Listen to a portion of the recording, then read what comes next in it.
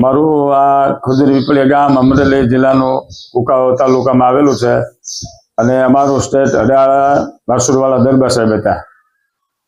પછી એમના બનેવી સુલતાનપુરના વતની રામભાઈ ગોરખભાઈ બસિયા એને આ શિવ મંદિર બંધાવેલું. એને સંતાનમાં પુત્ર ન હોવાથી તેમણે આ રામેશ્વર મહાદેવની સ્થાપના કરી. કાશીથી વિદ્વાન પંડિતોને બોલાવી મોટા યજ્ઞ કરાવ્યા અને આ સ્થાપના કરી. ત્યાર પછી આ ગામની અંદર માધા ઠક્કરનું પીપળિયા કહેવાતું. ત્યાર પછી જલારામ બાપા અહીંયા શિવ પૂજા કરતા, ડોંગરેજી દાદા પણ પૂજા કરતા.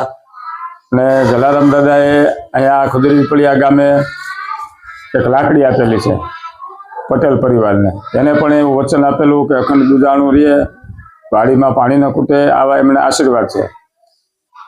જલારામ બાપા દરરોજ આ શિવ મંદિરની પૂજા કરે.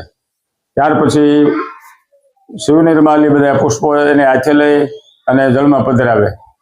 ગામની બહાર આવેલા એક એમણે શરમાળિયા દાદાની પણ સ્થાપના કરી.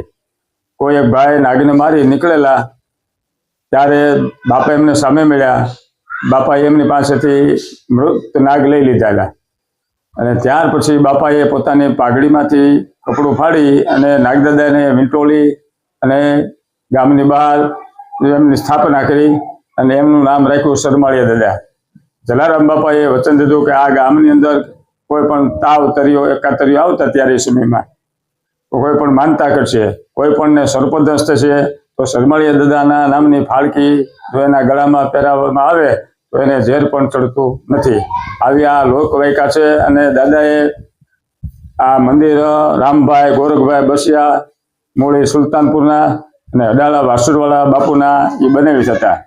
ત્યારે એમને એવું મનમાં થયું કે મારે સંતાનમાં કાંઈ છે નહીં, એટલે અહીંયા ખુદરી પીપળિયા ગામે મહાદેવ શિવ મંદિર બંધાવી દીધું છે. અને અમારા સ્વયંભૂ એવા મહાદેવ છે એ રામેશ્વર મહાદેવ, એ તો હાજરાજુ છે. અને સાક્ષાત અમે બધા એમને શિવલિંગથી આમ નજરે જોયેલા, નિહાળેલા એવું પણ અમને લાગે છે કે ઘણી વખત અમે શિવલિંગ આમાં જ્યારે એક થાળું બનાવેલું પિત્તળનું, ત્યારે દાદાને ગમતું નહીં. પછી થાળું શિવલિંગ આખું હલતું, પછી થાળું કાપ્યું અને તો શિવલિંગ એમને અડીખમ ઊભું છે. એમને પણ કાંઈ વાંધો નથી. દાદાના આવા તો અમારે ઘણા ચમત્કાર ગામ લોકોએ જોયા છે.